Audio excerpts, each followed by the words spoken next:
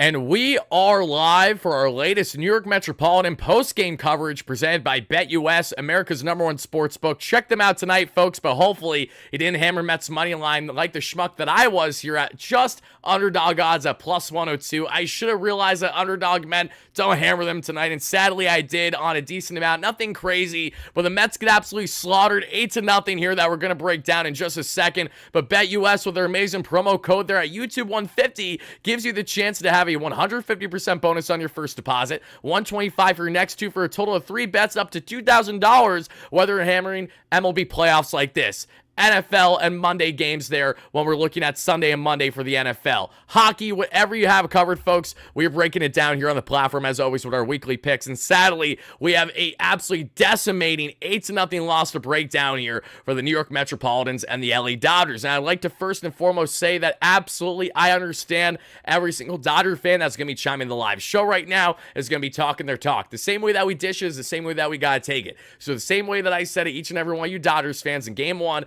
come back to me game two, in which literally 5% you guys did because we curb stomped you. We took care of business 7-3 comfortably. It's the same way that you Dodgers fans are now going to ignore that, and instead, in disregarding this game, you're going to obviously be very excited about it. So I'm expecting plenty of discourse here in the live show, and if this is cut off for people on replay as well, as we typically do. But I gotta start off this discussion by saying that the Mets were doomed from the start. This ball game was over before it even began, and obviously that's not something that you say early on. I had a lot of my followers saying, Wardy, we're cooked, even when we're only down 2-0. I'm like, how could you wrap the Mets so soon? But I understand, especially when you look at how this game ultimately unfolded. Cherry with the $5 holla. Thank you so much. Tomorrow, Jose Quintana evens this up at 2 each, then a best of 3. Remember what Tug said? Absolutely gotta believe. Thank you for that donation, my friend. But listen, we have to have a big discussion here on what was complete mismanagement by Carlos Mendoza. From the start of this ball game, he failed as a manager, and I don't care what anyone says there's a rebuttal. It simply isn't accurate, nor is it true. The Mets had an opportunity to take a 2-1 lead in this NLCS.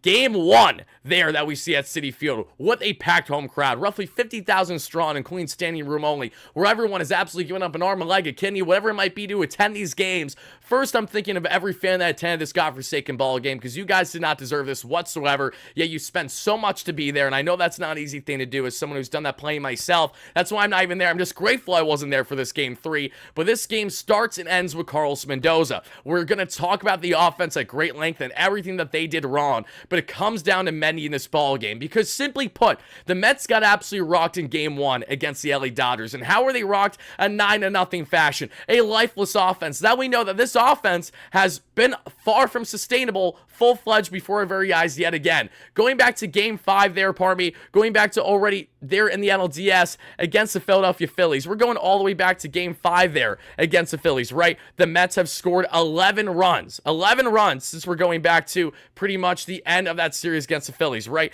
8 of them have come via grand slams, okay? That is not sustainable, as my man James Shiano, love James as always, tweeted that earlier. He's 100% right. This is a Mets offense that we've talked about so much how from the start of the season. Wow, they aren't hitting a lick against starting pitching for 4, 5, 6, 7 innings, but they're really tacking on that bullpen. I'm not sure how that's going to be sustainable at all throughout the course of 162, but surely, you know, things are going to get better, right? Well, even the highs for the Mets that they had throughout the summer, and certainly the highs that they have had now entering postseason play, entering this series. I mean, listen, the Mets entered this NLCS having scored 26 runs in 27 innings against the respective bullpen there of the opposing teams, and the Brewers against the Phillies. 2 really good bullpens, mind you. But the Dodgers here, what happens? They slaughter us in game 1. The Mets had opportunities with Jack Flaherty on the bump. He worked a lot of counts that were in the Mets hitters' favor, but he did a fantastic job on getting his put-out pitches and working them well. Fast forward to game 2. It's a bullpen game for LA. You got Brazier starting. You got Knack being the innings eater, and the Mets absolutely pounce. Leadoff home run heroics from Lindor. Grand salamis from Vientos. But again, it's not sustainable. They did it in a bullpen game. We advanced now to game 3. Walker Buehler, who did not look sharp against the Padres. And I understand there was some context to that outing that wasn't as bad as what you initially thought by looking at the paper. But this is is still a Walker Buehler that's going to be a soft tosser, similar to Jack Flaherty, that's going to hope for late movement and ground ball outs, and that's exactly what happened in this outing. This was a Dodgers team that was ready to pounce on Luis Severino, and even after Sevy had a gorgeous first inning against the Dodgers, against Shohei Ohtani, against Mookie Betts, and against their Freddie Freeman, it simply didn't matter because of how well the Dodgers adjusted throughout the remainder of the ball game. Severino forgot what the strike zone was beginning the second inning, and the Mets and their offense floundered from start to finish. But this is where I have this conversation about Carlos Mendoza, because I have been an absolute heavy advocate of Carlos Mendoza throughout the course of the season. Yes, have I been hot-headed about certain bullpen decisions? Yes, have I been hot-headed about certain offensive decisions? Like any other irrational and rational Mets fan that goes through the ebbs and flows of 162. We've all been there. We've all done that. But what Carlos Mendoza did today was what we call a punt lineup from the start, because he made one crucial decision that hurt this Mets team so much. He did it for the sake of hoping that he could make a dead silent and ice-cold bat and a grizzled vet in JDM, who we all appreciate JDM and things he has done for this Mets organization outside of just hitting this year, because he's been great as a hitting savant, as a leader for this organization in various ways, but he has not been the guy that you go for in this matchup. Walker Buehler has an OPS for opponent batters that are batting from the left side of 890 this season, roughly 900. So you mean to tell me in a matchup that clearly has Jesse Winker, who would be the second best hitter in the Mets lineup based on those numbers, facing off against Buehler, to not start after what we saw with Winker, with the great hitting, with the great walks that we saw in the first couple games against the Dodgers, including the home run heroics there to cap off the NLCS victory there against the Philadelphia Phillies? You mean to tell me that a spark plug, having one of the best numbers in high leverage situations against left-handed pitching in particular, is not warranted to be in the starting lineup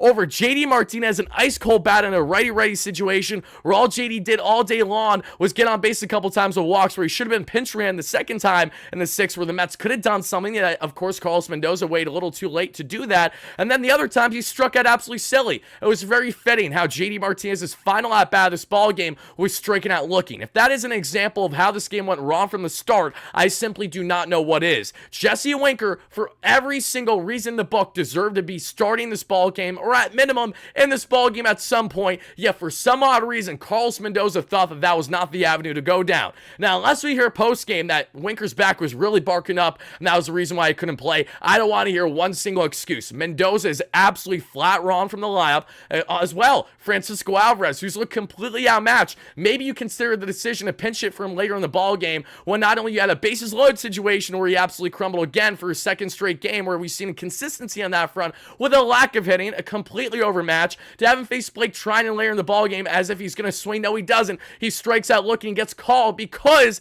Alvarez is completely overmatched. Why aren't you considering Torrens? Brandon Nimmo, completely lifeless. Yes, he had an infield chopper of a single down the third baseline oppo. It means nothing. Brandon Nimmo simply could not be out there. He could barely play. He clearly was struggling with the plantar fasciitis, yet instead of making proper in-game adjustments where you could have utilized Jesse Winker in left field, you could have then deferred to either moving Brandon Nimmo there to DH if you're going to kick JDM out of the ball game, or you could go down a route simply by saying, hey, we're going to prioritize more defense. We're going to bring Harrison Bader in. We're going to push Tyrone to left, and we're going to put Winker at DH over JDM halfway through this ball game and get Nimmo out of here because Brandon isn't comfortable. All these things looked like clear writings on the wall throughout this ball game from the start as well, yet for some odd reason, Carlos Mendoza just could not get it together. This falls on Mendy. This starts and ends with him. The offense in between was the absolute shit show that we're going to talk about here in a second, everybody. It was godforsaken. Again, the Mets were 0 for 4 with 8 runners left on base. The Dodgers were 4 for 13. Endless opportunities that they wasted.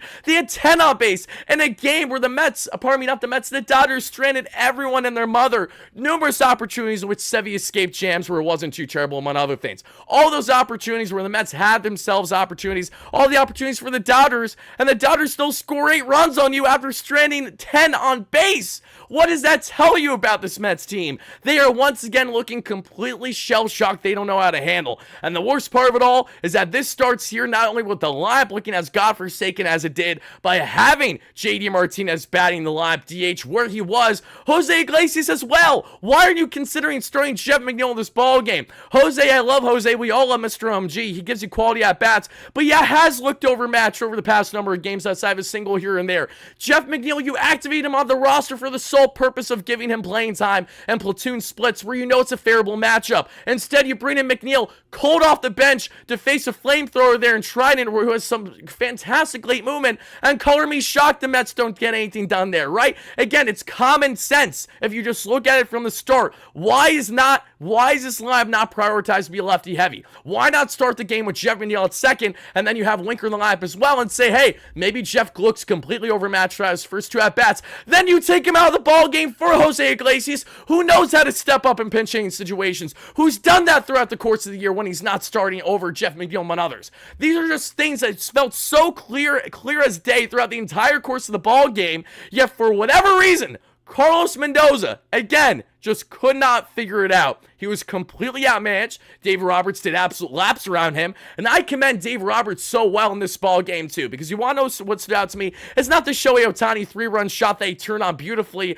on Tyler McGill when we were already losing by 4 to make it a 7-0 lead. The Mets didn't score any runs. That's the equivalent of a garbage time home run with Pete Alonso in the sense where it doesn't matter much. What I'm focused on is what the Mets were doing up until that point, what they couldn't do against Max Muncy, what they couldn't do against Tommy Edman. These are... Pardon me, folks. Let me get some water quick.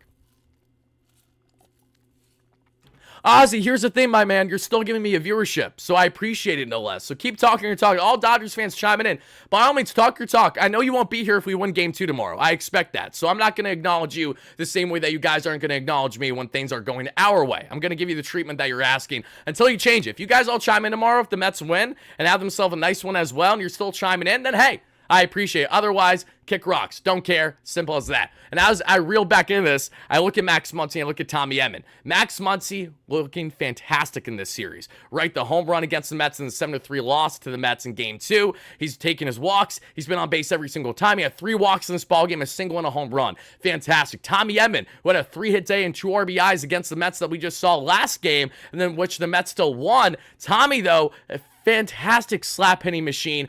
Almost had a 2-run double if it wasn't for Tyrone Taylor with the most acrobatic catch there in center right that you could ask for, where Marte couldn't get there. A sac fly drove in a run, the second run of the ball game for the Dodgers there. But Tommy Edman, Max Muncy, the key parts of this lineup that have hurt the Mets most haven't been the top guys. It hasn't been Mookie. It hasn't been Freddie. It hasn't been Tio. Shohei had his taste today, yes, but other than that, the Mets really got Shohei outmatched. It wasn't until garbage time home runs against Tyler McGill, when you didn't want McGill in the game to begin with, that you saw that happen. It's just mind-boggling to me how just so many things that could have went wrong right from the start, and we all saw it kind of clear as day, yet there were no proper adjustments made until too little too late. Because for the Mets in this offense, let's rattle it down. We're going to break down pitch by pitch and how we went about this, because in the first, again, we saw Mr. Severino cruising in this one to start. Ohtani, first pitch flyout, easy work. Mookie Betts with a strikeout, which was a bad call by the ump. The ump did not help the Mets at all today, but he did help the Mets specifically with the first strikeout call. It was a complete ball out of the zone. I'm going to call that how it is, because look,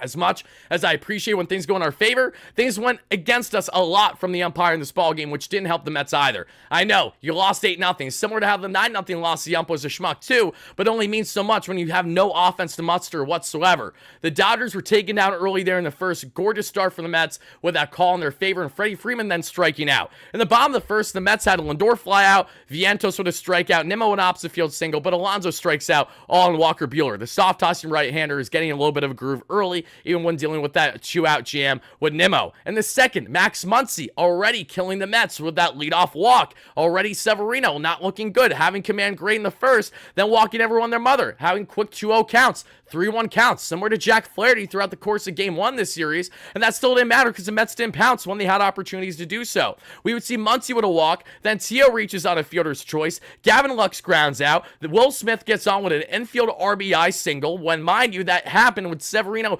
try to make a play, hits off of his glove, which should have been played by the middle infielder by the Mets there, wasn't played, and because of that reason, that is what led to the first run scoring. Then Tommy Edman, as we alluded to, with a sac fly, thanks to the gorgeous catch there by one Tyrone Taylor, makes it a 2-0 ball game. So the Mets are down 2, they have an opportunity to respond right away, and it starts with JD Martinez with a 1-out walk. Funny enough, JD, I'm the slowest man in the lineup, of course, is our leadoff runner there in the inning. He gets on with a 1-out walk. Jose Iglesias gets on then with an infield single. 2 on, 1 away. away here for the Mets. Tyrone Taylor walks for bases loaded. And this is where I already had a gripe because I understood it was his first at-bat of the day, but I didn't want to see it happen. I love Alvarez, but he has been so out of it lately, it's not even funny. Alvarez completely overmatched as he would strike out from there. And Lindor then completely overmatched as well from Buehler. He strikes out too, so even the guys we were depending on and relying on couldn't step up when they needed to most. The Mets had they had bases loaded with 1 out, couldn't pounce. The Dodgers a half inning later,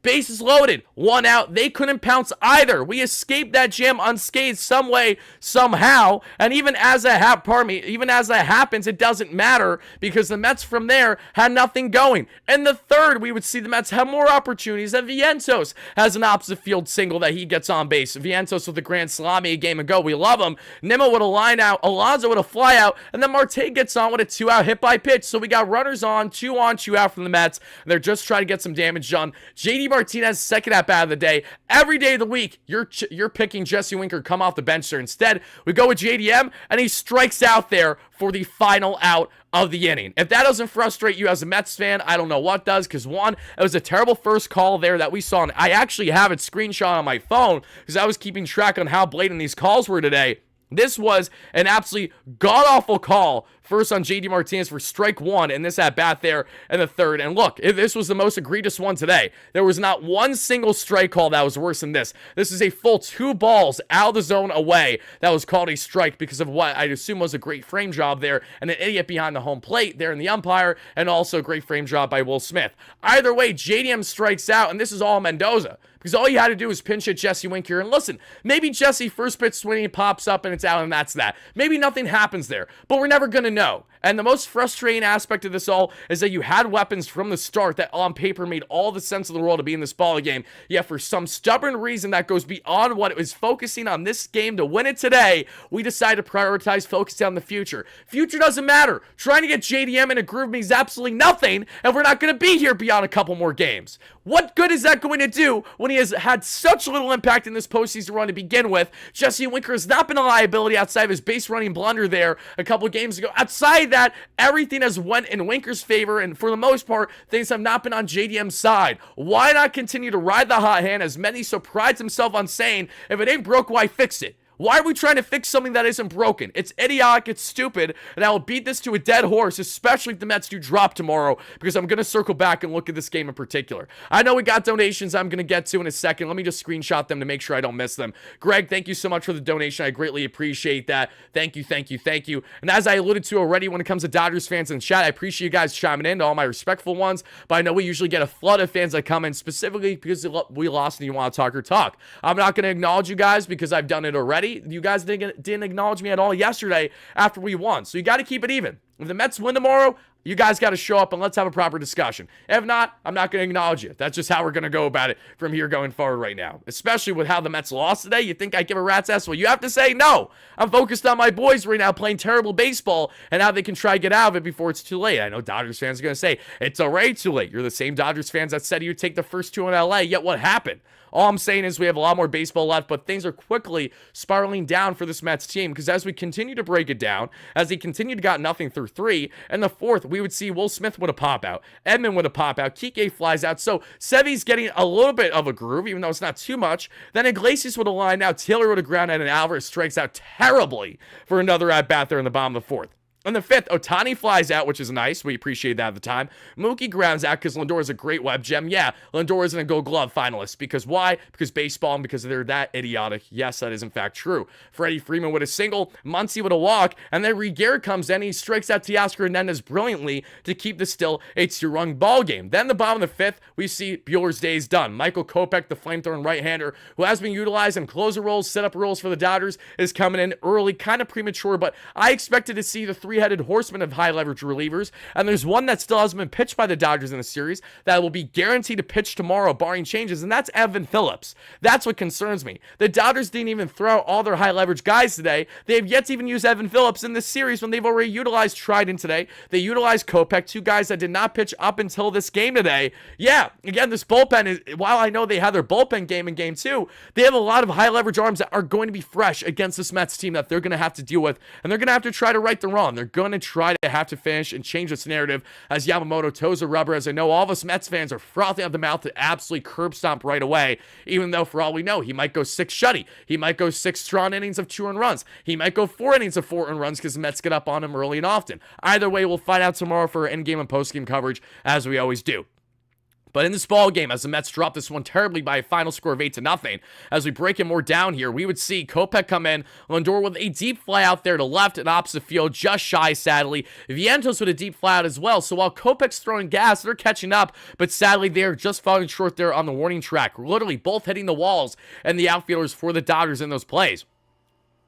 Then Nimmo strikes out, and he's clearly hurt. Nimmo's literally laboring. I don't even know why he continued the at-bat there. He took his strike 399. I think it was in or down and away. Either way, this was after he was clearly flustered with plantar fasciitis the pitch prior, and he didn't look good. That, at that point, is where Nimmo should have been taken out of this ballgame, yet Carlos Mendoza still allowed him to have an at-bat during the final inning. Make it make sense. I know Nimmo got a walk, but still, make it make sense. Just so stupid when you could have taken him out early and gave him some more rest to get him ready for tomorrow. It doesn't make sense to me. It won't. Nothing about it will. At the top of the 6th, Gavin Lux with a first pitch pop out. Smith line out. Tommy Edman with a single. A balk gets him to second base. And then Kike with a 2-run ding-dong, his second home run this year's postseason. First came against the San Diego Padres with that first home run in their 2-0 victory to secure the series victory in the NLDS over San Diego there in LA. And that does it. It's a 4-0 then Dodger lead as Ohtani strikes out to end the inning. Then the bottom of 6, Alonso strikes out. Marte with a single. JDM with a walk. The Mets have 2 on, less than 2. Leaves it to Jose Iglesias, who we decide not to pinch hit Jeff McNeil for yet, to have himself an inning double play. In the 7th, then we see McGillen. Betts with a single, Freeman with a flyout, Muncy with a walk, Teal with a ground out. Nothing else happens. We would see Ohtani, of course, hit that home run, and that came there in the 8th inning. And prior, McNeil would finally come in for a pinch hit, this time for Tyrone Taylor, which I honestly didn't agree with. And then he's out on 3 pitches because he's ice cold in a situation that doesn't make sense there, facing off of against, I believe, Trinan at the time, and he's absolutely gas for the Dodgers. I'm a big Blake Trinan fan from a pitcher perspective. He has been one of the most lively and late movement pitchers I've seen of relievers in Major League Baseball the past 3.5, 4+ years. And it sucks to face him because I know how good he is. Then we see afterwards, Alvarez strikes out, looking right down the pipe because why wouldn't we pinch hit Alvarez? So we're going to pinch hit McNeil over Tyrone Taylor, who had an RBI double 2 days ago, but we're not going to pinch it for Francisco Alvarez and have Terrenson for the remainder of the ball game because why? Explain to me how that makes sense. You could have put Jesse Winker in that spot, and then you could have shifted Jesse to DH for the rest of the ball game, and then you could put out the backstop and Luis Torrens. Again, common sense that Carlos Mendoza simply had none of in this ball game, and it pains me to say because I love Mendy, but he killed us in this one. He absolutely killed us. As we see from there, the lead would continue. The Dodgers would get their home run from Max Muncy there in the 9th. After would already be a 7-0 lead because Ohtani turned on the 3-run shot there, that we saw in the 8th inning. And then the 9th, Max Muncy makes it 8-0. Mets get nothing going. JD Martinez strikes out looking in his final at-bat of the day in the 9th. And that was just chef's kiss on really and how this entire ball game was exemplified. Fletch, great memory, says, Wardy, I've gone to 15 games this year, and this was by far the worst I've seen. Fletch, I'm so sorry that you attended today's game. Seriously, I don't wish it on anybody. The fact that you guys spent hundreds, thousands of dollars to attend a godforsaken game where your Mets can't even muster 1 run for your first game, a sold-out crowd at Citi Field, they should be ashamed of themselves. But as ashamed as the Mets should be, they have to shake this off fast, and they have to take this tomorrow. Because if the Mets do not get their heads out of their butts, and they get shelled by Yamamoto and this offense by the Dodgers tomorrow, that's wraps on the series more than likely. Not that I think it's a guarantee that it's wraps, but seriously, you're 3-1 down, then in Game 5, even if you salvage on Game 5, then you got to go back to LA to secure 2 to win it in 7. Like, there's just so many odds against the Mets, all because of what I truly believe were just simple fundamental mistakes made early in this ball game, and there were no proper adjustments made. The Mets have been outscored 17-0 in both their losses, and enlighten me on how we should view that this is now sustainable, let alone probable for them to secure a series victory. Do I still have confidence in this Mets team? Do I believe that they can still go out there and do the deed and get the job done? Yes, I do. They showed that there in Game 2, but they need to show it against starting pitching now because they've yet to do that. It's one thing to rock in a bullpen game where you're literally throwing out innings eaters that Dodgers fans don't give a rat's ass about. No one cares about Knack for the the most part. Brazier to kickstart the inning is the same Brazier that got himself in a jam but still escaped it in this ball game. There are vulnerable aspects to this Dodgers bullpen, but the vulnerable aspects are the parts that the Mets pounced on a lot and aren't really going to have to worry about facing much unless they can pounce early on Yoshinobu Yamamoto tomorrow. It comes down to this offense. It comes down to their resiliency. It comes down to this Mets team showcasing that they are more than what this narrative has been. That has been those late rally ball club, and that's that, nothing in between. And they're going to build this team on a philosophy that's going to be dependent on late game rally against bullpens. They're 1,000% going to lose this series. It is not sustainable enough to carry that against a Dodgers team that will expose you for your flaws. Again, this is a Dodgers team with a one-legged Freddie Freeman right now. This is a Dodgers team that has so many things right now where they haven't even been playing their best baseball. Their rotation has been decimated with injuries this year, and they left 10 on base in this ball game and still won 8-0. Just let that kick in for a second. Just a disgusting example, a disgusting display of baseball from all accounts is how I view this Mets team. Greg with a $20 donation earlier. Thank you so much, Greg. Greg says, with all due respect, Worry, overall Carlos Mendoza has been a great first-year manager. I 100% agree, but I was completely against Mendoza's lineup from the start of this ball game, and it held true towards the end. I'm going to call out that criticism for what it is because it's true, and there's no one to blame but himself for that decision there, from Winker to JDM to even having Nimmo in this ball game. Even starting Jose Iglesias. Again, I understood the thought process to a degree, but there was nothing to validate JDM being in here over Winker, and I will stand by that as long as I possibly can. Hindsight is 2020. It is, if you weren't critiquing Mendy pregame the way that I was. That's where hindsight 2020 doesn't come into play with Winker. It can come into play to a degree with Nimmo. It can come into play to a degree with Alvarez especially, but that's the in-game adjustments that Mendoza was simply stubborn and unwilling to do that I wholeheartedly disagree with entirely.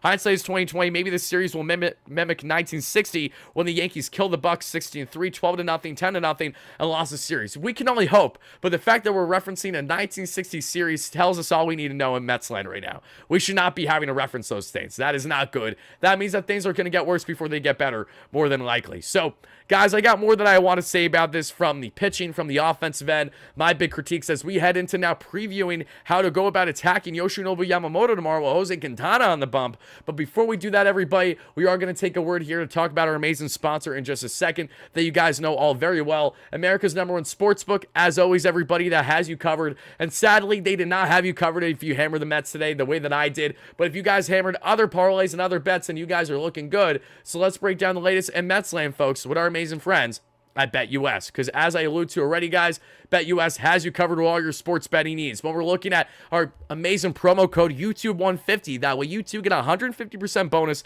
on your first deposit, 125% bonus on your second deposit, and a 125% bonus on your third deposit.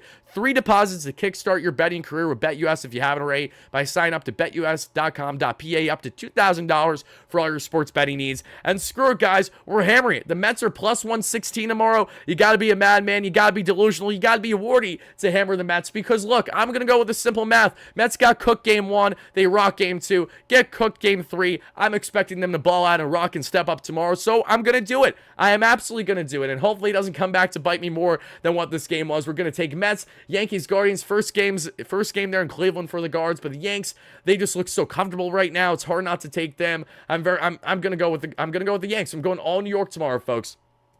That's going to be a 10 to win you 11. That's also going to be a 10 to win you 9. And that's a total of a $20 two-leg parlay to win you 62. So if the Yankees and the Mets win outright tomorrow, we're going to come out with $82.83 in our winnings by placing $20 on this bet. Good luck to you all. Bet responsibly. Not telling you to tail if 1, you're not interested in sports betting, 2, you're not comfortable, or 3, you just don't like my picks. That's completely fine. I appreciate every one of you guys no less. But to my sports bettors out there, good luck as you tail these bets. And for all your sports betting needs, check out our amazing friends as always at BetUS. Now let's talk about checking out, guys. Let's check out what the Mets did ever so wrong with the offense today, because top to bottom they were terrible. As you see to my left or my right, however you're looking at it, the Mets lineup had a little to show in this one. They had a total of, I believe, 4 hits in this matchup to the LA Dodgers having a total of what we saw there and what's going to be 10. Dodgers had a 243 expected batting average, and Mets had a 172. Lindor with an 0-for, not a good day for Lindor at all. Simple as that. Yeah, he barreled some well opposite field that fell short, but Lindor was not the guy that we need him to be. 211 average and just under 800 OPS here in postseason. Mark Vientos, 1 for 4 with a couple strikeouts, 366 average and over 1,000 OPS. Brandon Nimmo, 1 for 3, 222 average, 655 OPS. Pete Alonso, 0 for 4. Pete has been non-existent really since, I shouldn't say really, because Alonso does deserve credit. He got himself on base and had a huge stolen base, which ultimately led to a run scored. Their 7-3 victory 2 days ago, so I'm not going to critique him too much. I will just say that since Alonso snapped his 3-game skid of going for opposite field home runs, we have seen very few and far in between on the Alonso production, and sadly more of what we have seen in the regular season. Polar Bear, who's swinging at stuff he shouldn't be swinging at and taking pitches he shouldn't be taking. A great example of the greater problem with this Mets lineup top to bottom 1 through 9, because that was the case for them a lot today, as it was the case against Jack Flaherty as well. Alonso, 2 strikeouts, a 212 average and roughly 900 OPS. JD Martinez, 0 for 2, a 250 average, 650 OPS, don't care. 2 walks, don't care. Really pissy start today. Marte, 1 for 3, a 250 average, of 631 OPS. Jose Iglesias, who I really didn't want to start today based on the lefty-righty splits. If you brought in McNeil there to face Buehler right from the start, it wouldn't make sense versus him coming off cold off the bench to face Trinan, because as if that ever made sense when it didn't for the most part. 1 for 4, 225 average, and not even a 500 OPS. Tyrone Taylor, 138 average, 449 OPS. Shep McNeil, 0 for 1. Harrison Bader, 0 for 1, 143, 286. And Alvarez, 143, 310. He's absolutely a liability for the Mets right now, as much as it pains me to say. And on the pitching end for this Metropolitan team, this is what you got. Luis Severino, 4.2 innings of 3 hit, 2 run, 0 earned run ball, 3 strikeouts, 4 walks. The walks is what killed Sevy. That's why I'm giving him no higher than a 5 out of 10 on the rating today. He didn't give us the length that we were hoping for, nor did he give us the quality out of that first inning. Escaped some jams, yes, but still wanted to see more than we got out of Sevy today. Not overly shocked. It just Severino against the Dodgers lineup kind of went as expected. Reed Garrett, we saw there sadly give up those 2 earned runs after getting that huge first out there that we saw against the Dodgers to finish off that inning there in the 5th. Reed Garrett, 2.84 playoff ERA, 3.24 for Sevy, and Tyler McGill, who will not be pitching for the Mets again probably until the end of the NLCS if they really need him. 3 innings, just had to eat the innings, gave up the meatball. I shouldn't even say meatball. It was good pitch placement to Shohei Ohtani. I don't think it was terrible. It was down, it was in, and that was a hard one to pull. He pulled that bad boy brilliantly and just kept that fair for the 3-run shot. So it's just one of those things you have to tip your cap for. But McGill, though, did hang some pitches big time, including the home run that we saw there that I'm pretty sure was given up to Kike Hernandez. I didn't like that. The Max Muncy home run certainly didn't help the boys either in this one, as he gave up 4 earned runs. And look, McGill had the velocity, but I don't care if you're throwing 98 if you can't locate. He's going up and away constantly.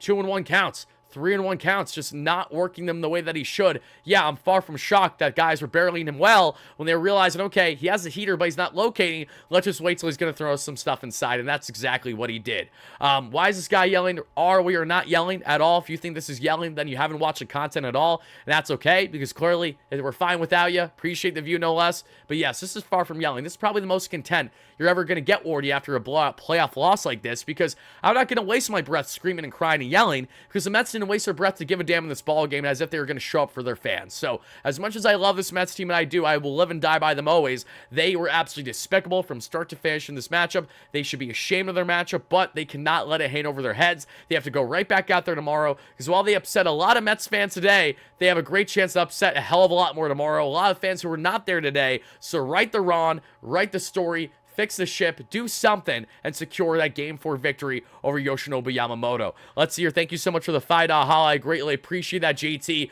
Wardy, will I be at the game tomorrow? I'll be there to support our Mets. Let's go Mets for life. Thank you so much for the donation, JT. No, I will not be attending tomorrow's game. Unfortunately, I will be covering it live, just as we did today, with the north of 1,000 viewers that we had concurrently all game long. Thanks to each and every one of you amazing Mets fans. And I gotta say, and I truly think because of the fact that the Mets simply had nothing going the entire ball game, that's why I'm as calm, cool, and collected as I am. I'm not losing my breath. We're 4.5 hours into our live show right now, technically speaking, before I cut it off for people on replay. And, you know, I could go another hour plus. I'm not going to do that because I would like to get some sleep tonight, and I would like to start my day right tomorrow. Let's see. Ella, you said you were a lot of drinks. Aaron, who said that? I don't know. That wasn't me. But regardless, I'm just here to tell you that I'm very disgruntled with how the Mets went about this ball game. Do I think the series is over? No, I do not. Because that would be me saying the same way about when we went down against the Phillies, when we went down against the Brewers. Listen, we're down by a game. Bounce back tomorrow. handle Yoshinobu Yamamoto because he is vulnerable. That's really where I want to transition. Listen, Yoshinobu Yamamoto is a fantastic pitcher when he's right. We know that. A very talented pitcher. That's why we were doing everything in our power to try to land him this past offseason. And if it wasn't for the Dodgers landing Shohei Ohtani and landing the country of Japan in doing so, Yamamoto wouldn't have taken that deal and matched it with the LA Dodgers and say, hey, I don't want to be here. I firmly believe that Yamamoto would be here if Ohtani wasn't a Dodger, but that's okay. Everything happens, and I don't have too much ill will with Yamamoto other than the fact that I wish him absolute hell tomorrow. I hope he gets his absolute tit slit from start to finish. I really hope and pray that this Mets lineup has Jesse Winker in it to start, which Carlos Mendoza is going to hear from the media completely beyond what he's hearing post-game today on that. He needs to hear more of it. You got to have Jesse Winker back in this lineup, and I would absolutely argue that maybe you do consider Jeff McNeil to handle the at-bats of Yoshinobu Yamamoto, because I might like that matchup more than what you're going to get there potentially in Jose Iglesias. Or give Jeff the start in left field tomorrow. Have Brandon come off the bench if he's really beaten up right now. Have Brandon come in later in the ball game. I love Nimmo, but let's not act like he has been this unsung hero every single game where we need him in there while he's clearly injured and clearly a net negative for the Mets right now on both the offensive and defensive end. If it isn't working, why are we going to continue to push it when he's clearly in a lot of pain? Every single day, he feels like he's basically walking with a huge stone in his foot. That doesn't feel good. Anyone that's had plantar fasciitis knows how this feels like absolute hell. He said the righties will be in there tomorrow because Yamamoto has reverse splits. I think he's an absolute idiot. I'm going to call it. I think Carlos Mendoza is an absolute idiot for not... If he does not have Winker in the lineup tomorrow, I really think he's idiotic. I don't care what the reverse splits say. You're the same Mendoza that said that the splits weren't enough to warrant Winker not starting today, but JDM was fine. You're an absolute hypocrite. You're being a complete hypocrite. So now, because it's reverse splits, now we're going to prioritize the righty bat. Why didn't you have this mentality tomorrow, Mendoza? Why in God's name did you not just have the mentality that you're going to have for tomorrow's game today? And then tomorrow, pardon me, this is what I just don't understand. It makes even less sense why Mendoza went with JDM today if he's planning on going to JD tomorrow. If JD Martinez is starting in DH tomorrow, Mendoza looks like a complete idiot, furthermore, for starting him today. You want to get him fresh, you want to get him some reps, why not do it tomorrow if the guy apparently has bad reverse splits where he struggles more against right-handed hitters than left-handed hitters? Why not have Jesse Winker, who has the second highest OPS against Walker Buehler in this lineup, and Walker Buehler is face lefty hitting with an 890 OPS this year? Why in God's name is he not in there? It makes no sense. None of it does. So this is what I'm going to leave you with, Mets fans. This is what I have to say. This are my closing remarks to each and every one of you watching live in a replay. Go out. You got to hit early and often. You cannot be taking every single strike right down the pipe because the Dodgers aren't going to do it. They're going to pay when we finally start to attack the zone after working around it. Whereas us, we're swinging at shit that's down a way that we shouldn't be. And when we are finally not chasing, when we are getting guys on base, why are we so trigger happy to go first pitch swinging? Why are we deciding in these moments that it's okay to be absolutely lifeless like we've never been in at bat in a high leverage situation like this before? Where is the experience that we have seen that's led us to the point this season? It is despicable. I can't stand it. I love this team, and because I love this team is why I'm talking them in the negative connotation that I am, because it really disheartens me how much they went out here to do nothing today and how much they did a little to adjust it when they had the chance to do it. So that is what I'm going to leave you with, everybody. Thank you so much for watching live on a replay. Dodgers fans, the same way that you guys talk smack is the same way that I hope to see you guys tomorrow, win, lose, or draw, especially for the Mets win. If we get this series back even 2-2, I expect to see you here. I know you're going to flood in the comments down below. I'm not going to acknowledge them because I quite frankly don't care, but I appreciate the viewerships no less. Let's effing go Mets, baby. You got to bounce back. A god-awful Game 3 for your Citi Field crowd. Right the wrong, make the difference, and step the hell up.